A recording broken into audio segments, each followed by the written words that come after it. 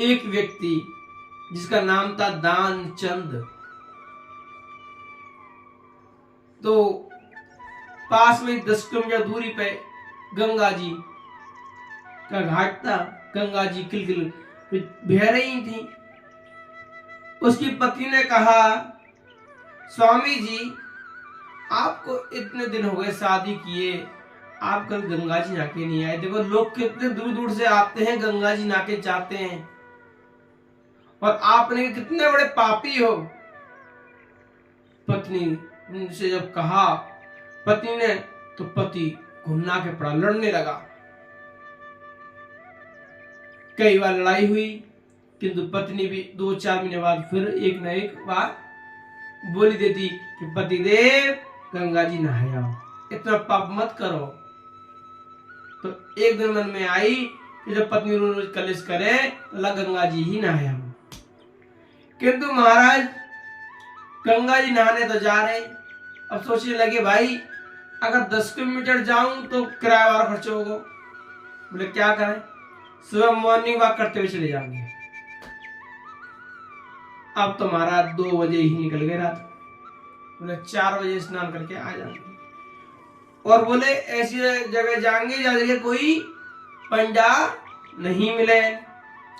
अब तो महाराज सुबह पहुंच गए दौड़ाते लगाते। देखिए एक घाट बड़ी भीड़ है रही है। बोले अच्छा, बोले यहाँ पर तो स्नान करेंगे तो पंडा हमको छोड़ेंगे नहीं। तो क्या देखो कि आगे जाके शमशान घाट है, वहां पे कोई भी स्नान नहीं कर रहा है। तो बोले यहाँ पे गंगा जी में स्नान कर लो। तो कोई यहाँ पे ना पंडा है ना कोई है, तो कोई चिंता वाली बात नहीं है। अब तो महाराज वहां ने शमशान घाट अपने कपड़ा उतारे और गंगा जी में डुबकी लगाने घुस गए। जैसे ही घुसा डुबकी लगाई, हर हर गंगे, और जैसे ही देखो कि सामने एक विप्र ब्राह्मण खड़ा हुआ है। कहने लगे, ब्राह्मण देव जय हो जजमान की जय हो। जजमान बड़े दिनों में आए, और तुम तो, तुम्हारा नाम भी क्या है, दानचंद। दानचंद जी, तुम्हारी ऐसी हमारे पर कृपा करने के लिए तुम भी गंगा जी स्नान करने आ गए। तो बोले सेठी जी, बोले एक और बात बताओ भैया, अभी तुम है नहीं यहाँ पे, अब यहाँ पे कैसे आ गए। बोले सेठी जी, यहाँ पे कोई भी ऐसे व्यक्ति नहीं है, हमें एक आध महीना में एक आध व्यक्ति आ जावे, हमारा महीना भर को राशन पानी कर जावे। तो महाराज हम इतने लोभी ब्राह्मण नहीं है जो हमें सब उनसे मांगना पड़े। तो कहने लगे, अगर ना होए ना सेठी जी, कोई बात ना है, आप केवल संकल्प ले जाओ, जब दोबारा आओ फिर दे दियो।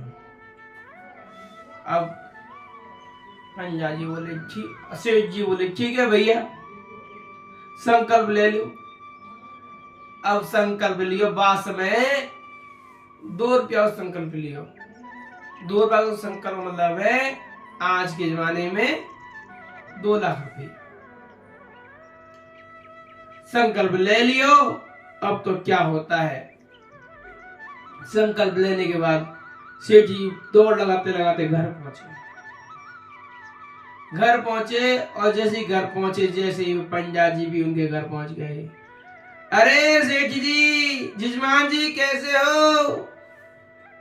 बोले गई जाए बड़ी जल्दी भाई, हम घर आए तुरंत पीछे पीछे जी भी आ गो पंडा जी। ब्राह्मण देव पत्नी से कहने लगे, कहते बीमार रह गए। अब तो पत्नी ने कही, ब्राह्मण देव अभी गंगा जी स्नान करके आए हैं, थक गए हैं, बीमार रह गए। अब तो बीमार रह गए। तो ये बात सुनते ही बोले, अरे अरे अरे, हम कैसे छोड़ के जा सके, जब बीमार हमारे, अगर हमारे जजमान बीमार रहेंगे तो हम कैसे जाएं। ये हमको शोभा नहीं दे, क्योंकि ये तो हमारा जीवन को चलाने वाले हैं। अब तो महाराज बोले, मैं यहाँ पे ही बैठ के मैं हवन पूजा पाठ करूंगा और जैसे यहाँ की जीवन सही हो। अब तो महाराज ब्राह्मण देव बैठ गए। एक दिन है गो, 2 दिन है गए। अब देखने लगे कि वो ब्राह्मण देव जा नहीं रहे, तो अंदर से पत्नी से कहने लगे कि कह दियो ब्राह्मण देव से कि वो तो चले गए। अब तो महाराज पत्नी होती होती आई, अरे महाराज जी मेरे पति देव चले गए। बोले अब हम कैसे चले जाएं? बोले जजमान ने सदा जाके जजमान ने हमारा जीवन चलाया, हम जजमान को छोड़ के कैसे चले जाए अंत समय पे? अब तो हम पूरा काम करके ही जाएंगे। अब तो ब्राह्मण देव ने पूरे गांव में हल्ला मचा दियो कि लाला जी तो चले गए, सेठ जी तो चले गए। अब तो महाराज पूरे गांव में इकट्ठा है गो, सब कुछ तैयारी है गई, ले गए शमशान घाट पहुंच गए।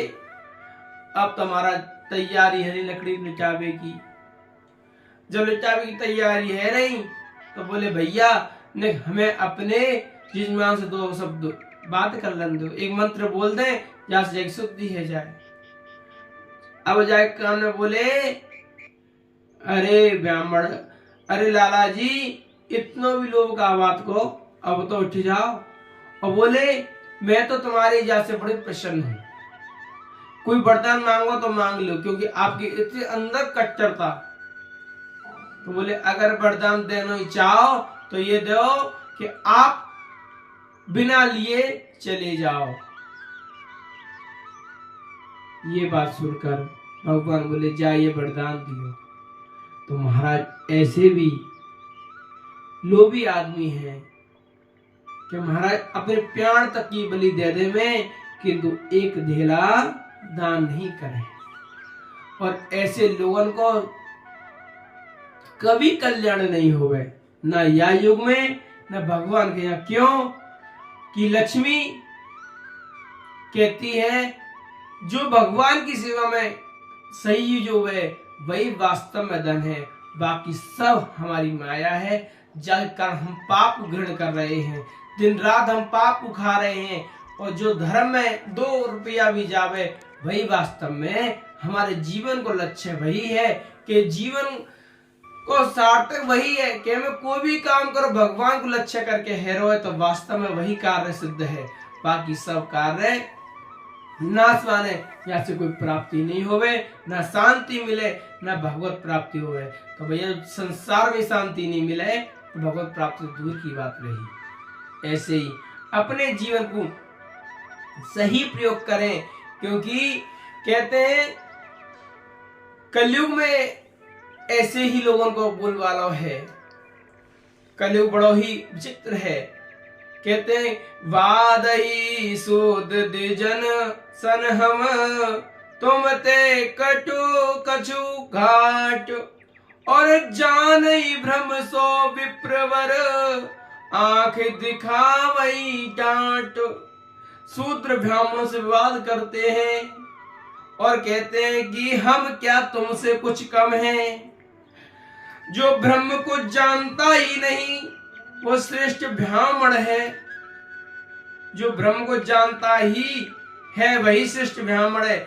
ऐसा कहकर उन्हें डांट कर आंखें दिखलाते हैं। आज कलयुग में यही हो रहा है। आज बड़ा दुख होता है इस चीज को लेकर। तुलसीदास जी ने ये बात बड़ी आंतरिक बात कही है। तुलसीदास इस चीज से दुखी थे कि ब्रह्मज्ञानादिति ब्राह्मण इस श्लोक को सीख तो लिया और कहते हैं ब्रह्म को जानता वही ब्राह्मण है। क्या भैया ब्रह्म को वो जान गए जो बोल रहे हैं? जो जान जाता है तो वो कभी बोलता नहीं, और जो बोलता है तो कभी वो जानता नहीं। ये बात अटल सत्य है। ये तुलसीदास दुखी होकर बोल रहे हैं क्योंकि कलयुग में ऐसे ही लोग हैं। आज तो महाराज जो शूद्र होते हैं वो लोग मठों में जुड़ने के बाद में अपने को ब्राह्मण बोलते हैं, बोले हमारे तिलक है, कंठी है, जिन्हें हुए, बोले हम ब्राह्मण हैं। अरे महाराज, तिलक कंठी चोटी से अगर ब्राह्मण है जाते तो फिर बात ही क्या है। अगर काला कोट पैंट पहन लो तो क्या वकील बन जाओ? कहीं बन सको वकील काला कोट पैंट पहन के? साधु को भेष रावण ने ले लिया तो क्या साधु बन गो? कभी भैया भेष पहनने से कभी कोई साधु नहीं बने, कोई ब्राह्मण नहीं बने। कहते हैं ब्राह्मण उसे कहते हैं जिसके अंदर ब्रह्म ज्ञान हो। ब्रह्म ज्ञान कहां से आता है? जो साधना करता है, तप करता है, तो वो ज्ञान अपना स्वतः ही प्रकाश होने लगे। कहते हैं जितने बड़े संत महामुनि हुए कभी उन्हें ब्राह्मणों की तुलना नहीं करी। उनने कहा कि मैं तो, हमारा ऊपर ब्राह्मणों का आशीर्वाद है आज जो हम तुम्हारे सामने खड़े हैं। बोले अगर ब्राह्मण देव दया नहीं करते तो आज हम यहां नहीं होते। और आज कलयुग में क्या कहते हैं कि ब्राह्मण कोई है ही नहीं। ब्राह्मण, क्योंकि ब्राह्मण कोई धर्म को छोड़ चुके तो हम ही धर्म को धारण कर रहे हैं, हम ही ब्राह्मण हैं। ऐसे पापी पाखंडियों के लिए तुलसीदास जी कह रहे हैं चाहे वो कितना भी तप कर लें, उनका तप किया कराया सब पानी में मिल जाता है।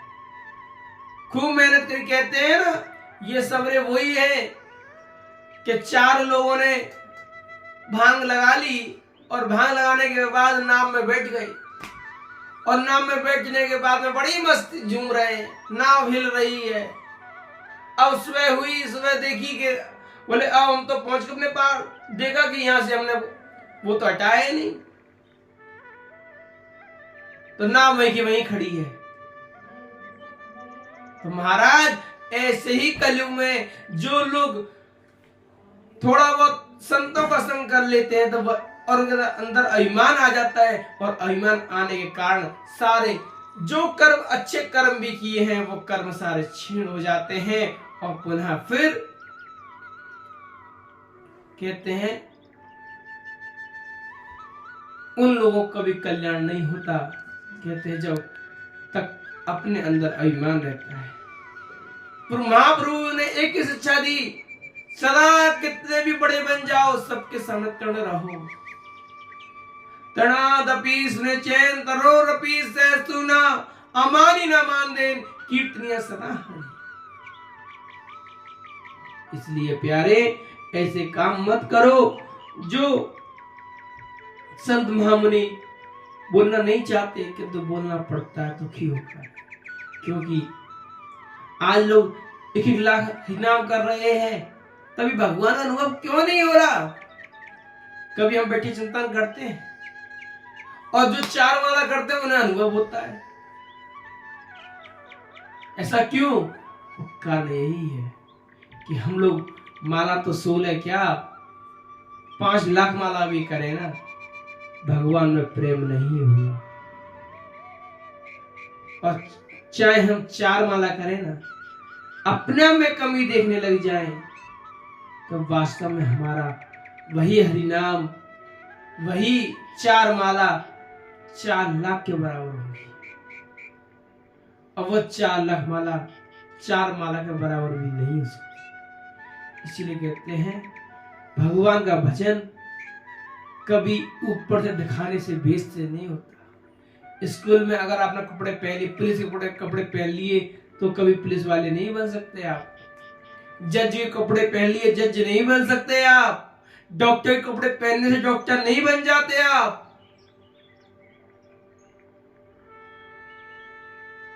जब तक आपके अंदर में उनकी बराबर बुद्धि नहीं होती तो उसके अधिकारी नहीं होते। ये बात सत्य है। डॉक्टर पढ़ाई करे बिना आप कपड़े पहन लो, कोई महत्व नहीं रखते। इसीलिए कहते हैं भैया ये पढ़ाई इस शरीर को पढ़ाना है तो वो सत्संग है, केवल सत्संग ही पढ़ा सकता है, और कोई वस्तु नहीं है जिसके द्वारा इसको अपना जीवन को कल्याण कर सके। इसलिए प्यारे भक्तों, सत्संग को जितना हो सके जितना सुने। किसी को डाउट हो तो हमसे संपर्क कर सकता है। हम आधी रात खड़े हैं, समझाने के लिए। जितना हमने समझा अपने गुरु वर्गों से, पूर्वजों से, वही हम बताएंगे। उससे आगे जो नहीं पता होगा तो भैया फिर हम विनय करेंगे, पूछेंगे। यही है जीवन, यही है वास्तविकता।